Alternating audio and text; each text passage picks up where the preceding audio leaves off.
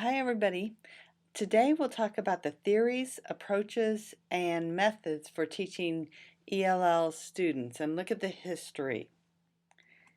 In Unit 1, we learned about the different theories of language acquisition. The next few slides are a review of these theories. Remember the behavioralist theory, such as B.F. Skinner, believed that language was learned by a series of stimulus and response. Then Noam Chomsky came along and said, no, that can't be right, because children were using grammatical structures that were not taught to them by adults. For example, instead of saying, I have 2 feet, the child would say, I have 2 foots. They generalized the rule of adding s to make things plural. Chomsky argued that there has to be some sort of biological innate language system within humans to be able to acquire languages. They called this the language acquisition device, or LAD. Thus, the innatist theory was developed. However, the interactionalist theory believes that it is more than just an innate ability, but also that you have to have input to acquire language. And we've all heard about the studies of children who were abused and locked in, unfortunately, locked in attics and that kind of thing, that did not have the ability to learn languages. So parents and caregivers play a critical role in adjusting language to help develop the innate ability that humans have in developing language. Vygotsky's findings from the early 1900s were applied to language learning. His zone of proximal development provides the framework for the interactionalist theory. Language should be used by a parent, teacher, or caregiver that is just slightly above what the students can do on their own. Using this with support or scaffolding, such as using pictures, gestures, and so on, is what students will need to learn and grow. Stephen Krashen is a name that you need to know. In the 1970s and 80s, he developed the theory of second language acquisition with these 5 hypotheses. The acquisition learning hypothesis looks at the difference between learning a language and acquiring a language. Learning a language is what we do in our normal high school foreign language classes. You'll learn the grammatical and syntactical rules as well as vocabulary. However, Krashen believes that language must be acquired to become like a native speaker. This happens when the target language is used in meaningful conversations. However, in the monitor hypothesis, there must be a formal study of language in order to know the rules and be able to internally correct your mistakes. This happens with more fluent speakers, that you have this internal monitor hypothesis to know when you made a mistake.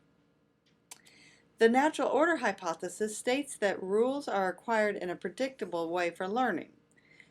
If you are in a school with a lot of English language learners, you will have seen this. For example, many times students are fairly fluent but still have trouble using he and she. The input hypothesis is based on Vygotsky's zone of proximal development. Students are best able to incorporate new information, whether it's language or content, when input students receive is one step above his or her current stage of competence. Krashen refers to this as comprehensible input and labels it I+1. Finally, in the effective filter hypothesis, the amount of input that a student can receive is influenced by a number of variables such as anxiety, self-confidence, and motivation. As a teacher, you want to lower the effective filter and help students lower their anxiety, boost their confidence, and build their motivation. If a student has a high effective filter, no matter how good the lesson, learning will not likely take place. The theories we just discussed then provide the umbrella of thought leading to approaches. 3 major approaches to teaching English language learners are seen on the side: grammatical approach, communicative approach, and the cognitive approach. These approaches then lead to the methods a teacher will use. The methods then lead to strategies that a teacher decides to use. Let's look at the major approaches and the methods used under them. Let's look at the grammatical approach first. It is the oldest approach and was used in the 19th century in Greek and Latin instruction. It is teacher-centered and emphasis is placed on the rules and structure of the target language. The grammatical approach assumes that learners acquire language most effectively by memorizing language rules and sentence patterns in a methodical sequence curriculum. The first language is viewed as interfering with the second language acquisition because of differences in structure and syntax rules. Three methods based on the grammatical approach are grammar translation, audiolingual, and the direct method. The grammar translation was the oldest approach to teaching a foreign language. It was developed for people to be able to read classic literature. No emphasis was placed on the oral aspects of learning. The direct method was developed during the first part of the 20th century. It is most widely associated with the Berlitz language schools. You may be familiar with the Berlitz name today if you look for software for learning a new language. The students were not explicitly taught grammar, but inferred rules through exposure to carefully sequenced guided instruction in the target language. No native language is used, as it was thought to interfere. Teachers modeled the language and students practiced it. Vocabulary was taught in context through dialogues and choral responses. During World War II, U.S. military troops who were bound for overseas needed a quick means of learning foreign languages. The audiolingual method presented a pattern drill and dialogue designed to develop grammatical structures and vocabulary in a highly sequential manner. Accurate production was reinforced and error correction was given through consistent feedback. And if you think about the Army, it's the Army's way of doing things. Now on to the communicative approach. The communicative approach is just like it sounds. Language is used to communicate. With the grammatical approach, people many times were not able to use the language in conversation. This approach to develop, the communicative approach was developed to enable people to communicate, and it emerged in the 1960s and the 1970s. The point of view is that environmental exposure and social interaction in the target language is needed to prompt a learner's innate ability to develop the ability to understand and produce the language. Errors are recognized as a natural part of development. The role of the teacher is to build a classroom conducive to social interaction and allowing for the construction of meaning. The first method, the silent way, I've never seen it in use. It's one of the early methods based on the communicative approach. Basically, students were presented with linguistical representations. For example, rods were used, and a red rod might stand for the ah sound. The teacher remained largely silent in order to subordinate teaching to learning. Teachers focused student attention and provided meaningful practice. Students were to develop inner criteria for correctness by becoming aware of how the target language worked. The natural way is also known as a natural approach, and it was developed by Krashen and his colleague Terrell. Language instruction in the natural way followed a specific order. First, the teacher created a situation in which communication was made. Then the teacher communicated information in the target language by modifying the language to a level which the learner could understand. The silent period was recognized, and the students spent much time building comprehension skills before they were prompted to produce language. The natural way created the foundation for the sheltered method of instruction that we use today, for example, SIOP. In the notional functional syllabus, instruction is organized not in terms of grammatical structure as it had often been done, but in terms of notions and functions. In this model, a notion is a particular context in which people communicate, and a function is a specific purpose for a speaker in a given context. As an example, the notion or context shopping requires numerous language functions, including asking about prices or features of a product and bargaining.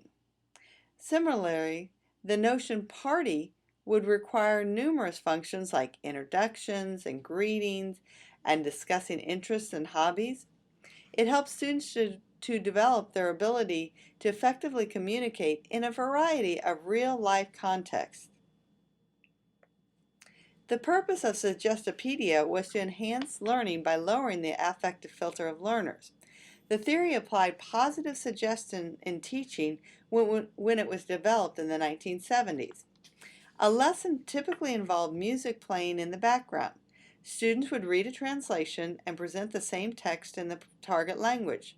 Visual aids would support the meaning of the text. Students would work with the text through conversation, retelling, and role-playing. Suggestopedia never experienced widespread use, maybe because its creator was in prison in communist Bulgaria for 10 years. But the idea of a relaxing, low anxiety environment is an important component of our contemporary methods today. You may also hear this method now called de-suggestopedia. Finally, we come to the cognitive approach. It has the same basis as the communicative approach for language learning, but also includes all of the research that we now know about learning. We know that learning is an active versus passive process. We want students to use metacognition or to think about their thinking.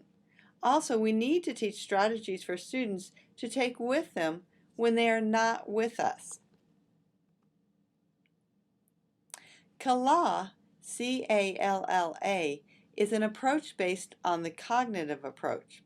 Please don't confuse this with CALL, C-A-L-L, that you might see on the Praxis test. CALL is computer-assisted language learning. CALA includes three primary components: topics for the content areas, development of academic language skills, and explicit instruction in learning strategies including cognitive, metacognitive, and social affective strategies. The cognitive strategies include instructing students how to use tools such as graphic organizers to enhance learning. Metacognitive strategies require students to think about their own thinking. Teachers can use think-alouds to model how they are thinking about their thinking. For example, when reading a book aloud, a teacher might say, I didn't understand that paragraph. I think I'll go back and look at the picture, read the caption to help me understand it better. Social affective strategies are important to teach and not just assume that students know. We need to teach students how to function in a group. The last two approaches that we come to are sheltered instruction, which is also known as Specially Designed Academic Instruction in English, or SDAIE. And finally, SIOP. SIOP, as you read in Chapter 1 of your book, is based on research of what is included in effective sheltered instruction. Sheltered instruction used to be categorized under the communicative approach, but since SIOP includes the use of strategies as a major component, it has moved to the cognitive approach. CALA has seemingly been encompassed by SIOP. We will learn much more about SIOP as we move through this course. Hopefully you will learn a lot and be able to implement strategies in your classroom that will improve student learning. So thank you for listening to this very brief, quick history of ESL teaching methods, but they play a big part on where we are today. And I hope you can kind of see how the history progressed. Thank you so much for listening. Have a great rest of your day.